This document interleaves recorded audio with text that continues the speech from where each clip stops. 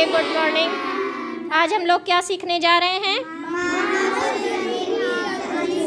हाँ, जैसे कोई बुक होती है, बुक को अगर हमें अंदर पढ़ना है तो उसके लिए क्या करना पड़ेगा? हमें बुक को खोलना पड़ेगा।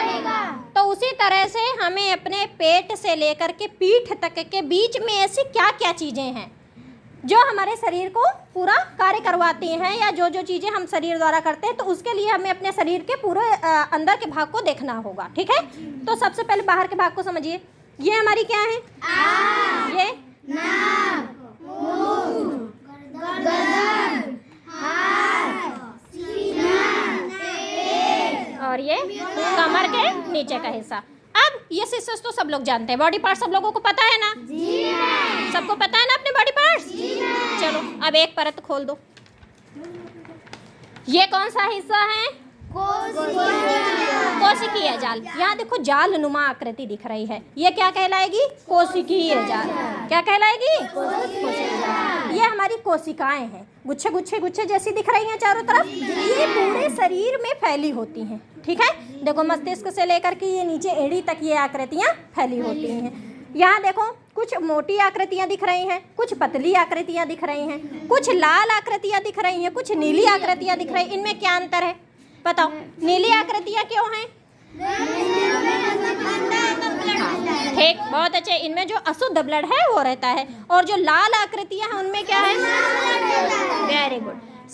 जो लाल वाली है इनमें साफ ब्लड रहता है, और जो नीली वाली है उनमें इनको हम कहते हैं सिरा, नीली वाली को, और लाल वाली को क्या कहेंगे? धमनी। धमनी कहेंगे, लाल वाली को कहेंगे धमनी, और नीली वाली को कहेंगे सिरा। तो इतना समझ में आया? यहाँ पर देखो एक बंच जैसा दिख रहा है। जैसे हमने बताया कि पानी की सप्लाई कहाँ से होती है? टंकी से होती है। तो जब हम टंकी से पानी की सप्लाई जगह जगह करते हैं तो हम हर जगह पानी प्राप्त कर सकते हैं। उसी तरह से ये है ब्लड का एक टंकी, समझ लो। यहाँ से ब्लड, ये जो नीली वाली है इनमें से ब्लड यहाँ जा कर के गंदा खून सप्लाई करता है, और फिर यहाँ से वो साफ होकर के बाहर कैसे आता है वो अभी हम अंदर समझेंगे। तो बाकी इतना जान लो कि ये पूरे शरीर में ये कोशिकीय जाल फैला रहता है। अब एक परत और खोलिए। ये भाग जो है हमारा, ये है वसीय ऊतक। क्या कहलाएगा ये? वसीय ऊतक। ये वसा क्या चीज होती है? हाँ, जब हम घी तेल खाते हैं तो घी तेल हमारे शरीर के अलग अलग भाग में वो इकट्ठा हो जाता है। कहाँ कहाँ इकट्ठा होता है? अलग अलग भाग में। जैसे हम देखते हैं हमारे हाथों के किस भाग में इकट्ठा रहता है? हाँ, यहाँ पर। जैसे बॉडी दिखाते हैं ना बहुत सारे लोग, जैसे हीरो लोग जो होते हैं वो दिखाते हैं ना अपने सिक्स पैक, तो ये सिक्स पैक यहाँ वाले भागों में जब ये वसीय ऊतक इकट्ठा हो जाते हैं तो वहीं पर ये क्या बन जाता है? सिक्स पैक बन जाता है। तो अगर हम सही मात्रा में अगर वसा ले रहे हैं तो हमारा शरीर सुडौल रहेगा, यानी कि वसीय ऊतक उस जगह इकट्ठा होंगे जहाँ पर उन्हें इकट्ठा होना चाहिए। लेकिन हम अगर ज़्यादा मात्रा में वसा ले रहे हैं, घी तेल अगर अधिक मात्रा में खाएंगे तो हम अलग अलग जगह पे वसा इकट्ठा कर लेंगे जहाँ पर वसा की कोई ज़रूरत नहीं है। तो इसलिए हमें हमेशा पौष्टिक भोजन करना चाहिए। बच्चे हमारे पौष्टिक हैं सारे? ठीक, तो ये समझ में आ गया ना कि ये वसा के जहाँ लाल लाल दिख रहा है ये वसा इकट्ठा हुआ है वहाँ पर। ठीक है, अगली परत खोलिए। हाँ, ये सबसे इम्पोर्टेंट भाग है शरीर का, क्योंकि यहीं से सारा संचार होता है, सारी जो हम लोग क्रियाकलाप करते हैं यहीं से होता है। सबसे पहले हम ये समझते हैं, ये हैं हमारी पसलियाँ। क्या हैं ये? पसलियाँ। हम अपने शरीर को छू करके देखो, यहाँ पर सब लोग टच करो। यहाँ देखो, यहाँ सीने के चारों दोनों तरफ देखो, इधर इधर इधर इधर इधर देखो, पसलियाँ महसूस हो रही हैं, है ना? पसलियाँ देखो एक एक लाइन के रूप में दिख रही होंगी, महसूस हो रही है ना? तो ये देखो, ये जो लाइन बनी हुई है इसी रूप में पसलियाँ हमारी अंदर हैं। यहाँ पर पसलियाँ क्यों होती हैं? कौन बताएगा? बहुत अच्छे, क्लैप करो आकांक्षा के लिए। जैसे पिंजड़े में जो जंगली जीव होते हैं वो सुरक्षित रहते हैं? जी नहीं। क्यों मोहित? रहते हैं सुरक्षित? जी। तो उसी तरह से जो हमारी ये पसलियाँ होती हैं, पसलियों के नीचे हमारी बहुत सारे इंपॉर्टेंट अंग हैं जो कि सुरक्षित रहते हैं। तो ये पसलियों को जरा हटाइए तो देखें कौन कौन से अंग हैं इसके नीचे। सबसे पहला अंग आता है ये हमारा फेफड़ा। ये हमारा फेफड़ा है, इसको ऐसे पकड़ो एक लोग। ये हमारा फेफड़ा है। फेफड़े का क्या काम होता है? फेफड़े का सांस लेना। क्या काम होता है? सांस लेना। Very good. फेफड़े का काम है सांस लेना। जब हम सांस नाक से लेते हैं तो नाक से जो हवा होती है, जो वायु हम लेते हैं सांस में, तो वो वायु कहाँ आती है? फेफड़ों के अंदर, दोनों तरफ होते हैं। ये जो रिब केज होता है, यानी कि ये जो पिंजड़ा होता है, इसके नीचे ये फेफड़े हो सुरक्षित होते हैं। ठीक, बहुत ही बेचारे नाजुक होते हैं। अगर ये रिब केज नहीं होगा तो ये फेफड़े क्या होंगे? इनको चोट पहुंच सकती है। अगर हम अचानक से गिर जाए तो चोट पहुंच सकती है। तो जब सांस लेते हैं तो फेफड़े क्या होते हैं? फूल जाते हैं। सांस लेकर देखो सभी, फूले सभी के फेफड़े? संजू, महसूस हुआ फूलते हुए? ठीक। और फिर जब हम सांस छोड़ेंगे, छोड़ो, पिचक जा रहे हैं। तो इस तरह से ये हमारे फेफड़े क्या करते हैं? फूलते पचकते रहते हैं, गुब्बारे के जैसे। जब सांस लोगे तो फूल जाएंगे और सांस छोड़ोगे तो पिचक जाएंगे। इसके अंदर हम देखेंगे फेफड़ों के अंदर देखो, ये है आंतरिक फेफड़ा, यानी कि फेफड़ों के अंदर का ये भाग है। जब हम यहाँ से सांस लिए तो यहाँ पर वायु आकर के दोनों तरफ इकट्ठा हो गई। फिर ये वायु को क्या करते हैं? वायु से क्या खींच लेते हैं?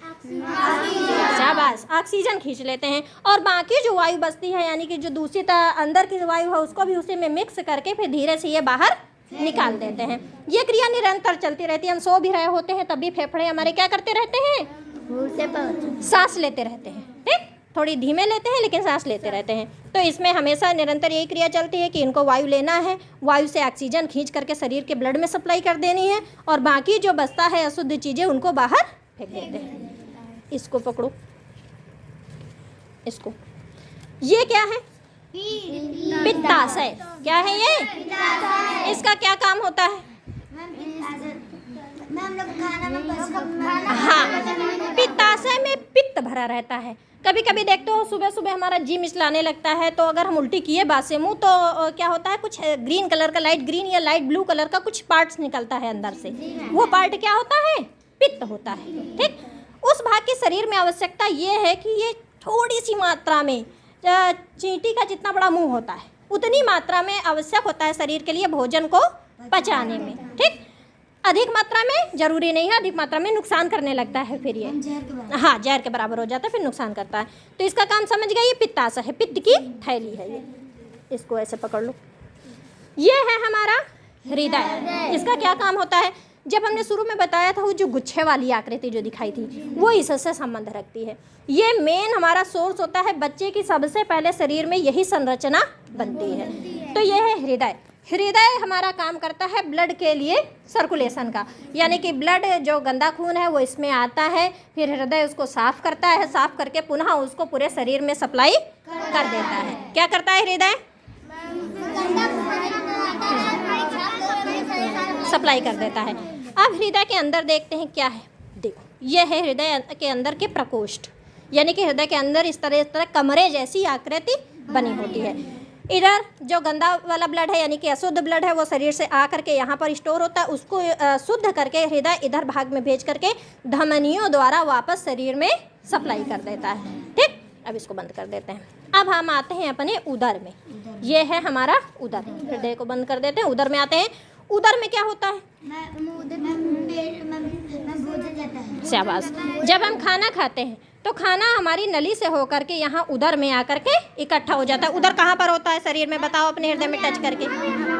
हाँ, यहाँ बीचों बीच जो, हाँ, जैसे प्रियांशु ने देखो जिस जगह अपना हाथ लगा रखा है, इसी जगह थोड़ा सा नीचे हृदय उदर होता है। उसमें सबसे पहले जब हम खाना खाते हैं तो खाना हमारे उदर में आता है। तो उदर में आने के बाद खाना एकदम पिस जाता है। कैसा समझ लें कि मतलब लपसी जब समझ लो जैसे बन जाती है उसकी। ठीक, बड़े बड़े पार्ट्स अगर हमने खाए तो उधर में वो पिस करके फिर ये हाँ हलवा बन जाता है। बिल्कुल सही, हलवा बन जाता है। फिर ये कहाँ जाता है? इसमें बड़ी आंत कहने के लिए बड़ी है, देखने में छोटी आंत कहने को छोटी है, देखने में लंबाई बड़ी होती है इसकी। बड़ी आंत में जब खाना आता है तो बड़ी आंत में क्या होता है? उसके वेरी गुड, पानी सोख लेता है। क्या सोखता है उसमें से? बहुत अच्छे से समझ लिया तुम लोगों ने। इसके बाद खाना कहाँ जाता है? छोटी आंत में खाना से क्या सोखते हैं? हाँ, कार्बोहाइड्रेट, ठीक, मिनरल्स, मतलब खाने से और जो जो चीज़ें जैसे विटामिन है, प्रोटीन है, कार्बोहाइड्रेट है, वसा, ये सारी चीज़ें कौन सोखती है? छोटी आंत। इसके बाद खाने का क्या होता है? जो मलगम बचता है फिर बाद में वो कहाँ चला जाता है? हाँ, वो हाँ लैट्रिन की टंकी में चला गया, यानी कि मलाशय में चला जाता है। कहाँ चला जाता है? मलाशय में। जब वो मलाशय की टंकी हमारी भर जाती है तो हमें महसूस होता है कि अब हमें लैट्रिन लगी है, लैट्रिन जाना चाहिए, और हम जाते हैं, फ्रेश होकर के वापस से आ जाते हैं। ठीक है, उसी तरह से पानी होता है। अब जरा इसको भी हटा दो। उसी तरह से पानी होता है। ये क्या है हमारी? 2 किडनी होती है।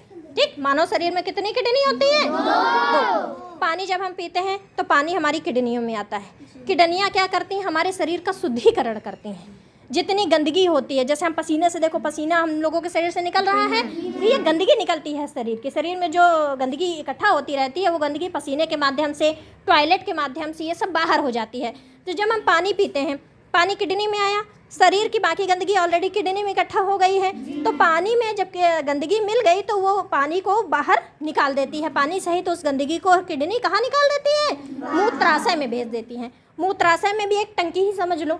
वो जब टंकी भर जाती है तो हमें टॉयलेट फील होती है। फिर हम कहाँ चले जाते हैं? टॉयलेट करने, और इसके बाद वो टंकी खाली हो जाती है और हमारा शरीर भी एकदम फ्रेश हो जाता है। तो समझ में आ गई ये सारी चीज़ें। इसके बाद ये नीचे का हिस्सा जो दिख रहा है, ये हिस्सा कहाँ होता है? पीठ में, मेरुरज्जु जिसको कहते हैं।